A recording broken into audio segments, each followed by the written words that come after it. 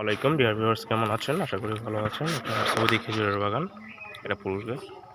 এই যে তিনটা এখানে সিরিয়ালে, এই তিনটা এই সিরিয়ালে। আজকে গাছে জিব্রিলিক অ্যাসিড প্রয়োগ করলাম।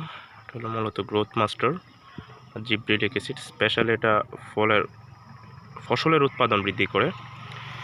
এটা 10 গ্রামের একটা ট্যাবলেট 50 থেকে 60 লিটার পানিতে দিতে হয়। মানে স্প্রের ট্যাঙ্কিতে 18 ট্যাঙ্কি স্প্রে হলে মিনিমাম 3 ট্যাঙ্কি, 3 18 54 লিটার আর কি। এটা GA3 জিব্রিলিক অ্যাসিড, এটার মধ্যে 10% আছে।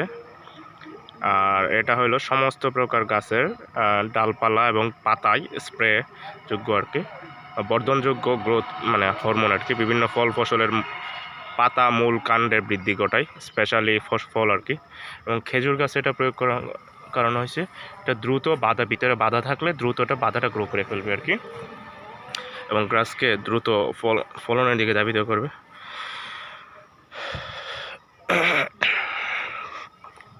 যাদের গাছে খেজুর গাছে বিশেষ করে ফলনের সমস্যা হয়, তারা এই জিব্রিলিক অ্যাসিডটা প্রয়োগ করতে পারেন। এটা প্রয়োগের অনেকটি নিয়ম আছে। অনেক ক্ষেত্রে এটা ফলনের আগে প্রয়োগ করতে হয়, আর এটা হলো ফল আনার জন্য। আর যদি আমরা ফল বড় করতে চাই, তো সেক্ষেত্রে এটা ফলনের পরাগায়নের 2 থেকে 3 সপ্তাহ পর প্রয়োগ করতে হবে। এবং জিব্রিলিক অ্যাসিড প্রয়োগ করার নিয়ম হয়েছে প্রতি মিনিমাম 40 থেকে 45 দিন পর পর জিব্রিলিক অ্যাসিডটা প্রয়োগ করতে হয়। এটা উভয়লিঙ্গ একটা গাছ, খেজুরের উভয়লিঙ্গ গাছ। এই যে একটা গাছ,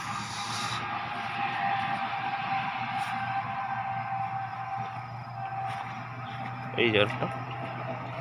সবাই আমার বাগানের জন্য দোয়া করবেন, যাতে 26 সালে আশানুরূপ কিছু করতে পারি, আল্লাহ যাতে মনের আশা পূরণ করে। এই জন্য এছাড়া খেজুর গাছের যত্ন পরিচর্যা যে কোনো বিষয়ে আমার সাথে যোগাযোগ করবেন।